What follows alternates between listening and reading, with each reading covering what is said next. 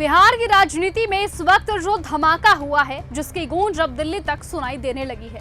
दरअसल एनडीए के भीतर ही उठी बगावत अब सीधे प्रधानमंत्री मोदी की कुर्सी तक पहुंच गई है। सवाल ये है, क्या बिहार की हार मोदी सरकार की सबसे बड़ी हार साबित हो सकती है? दरअसल बिहार चुनावों के नतीजों से पहले ही बीजेपी और जेडीयू के बीच की खाई खुलकर सामने आ गई है।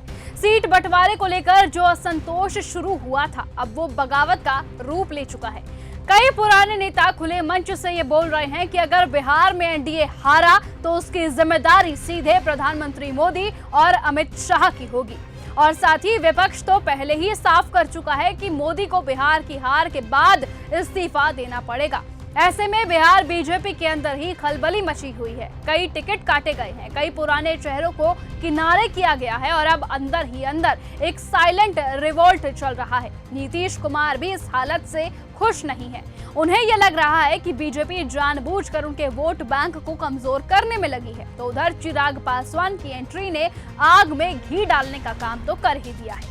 महागठबंधन ने भी इन हालातों को भांप लिया और तेजस्वी यादव ने सटीक निशाना साधते हुए ये कहा कि बिहार की जनता इस बार दिल्ली को संदेश देगी, अब अहंकार नहीं चलेगा। यानी बिहार का चुनाव अब सिर्फ विधानसभा की लड़ाई ही नहीं, बल्कि मोदी की नेतृत्व क्षमता पर जनमत संग्रह बन चुका है। और अगर बिहार में एनडीए को करारी हार मिलती है तो इसका असर सिर्फ पटना तक सीमित नहीं रहेगा। ये हार बीजेपी के लिए 2029 के रास्ते में सबसे बड़ा झटका साबित हो सकती है। और अंदर खाने नेताओं में ये चर्चा जोरों पर है कि अगर मोदी का जादू बिहार में नहीं चला तो दिल्ली में भी उसकी चमक फीकी पड़ जाएगी। इसीलिए अब सवाल सीधा है, क्या बिहार की जनता इस बार केंद्र की सत्ता को झटका देने वाली है?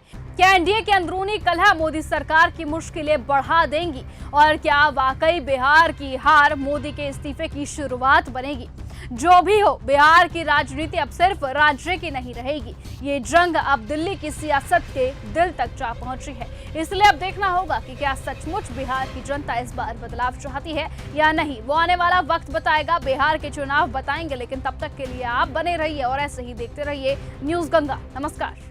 अगर आपको यह हमारा वीडियो पसंद आया हो तो इसे लाइक और शेयर करना बिल्कुल ना भूलें। साथ ही हमारे चैनल न्यूज गंगा को सब्सक्राइब और फॉलो जरूर करें ताकि देश और दुनिया की हर बड़ी खबर आप तक सबसे पहले पहुंचे।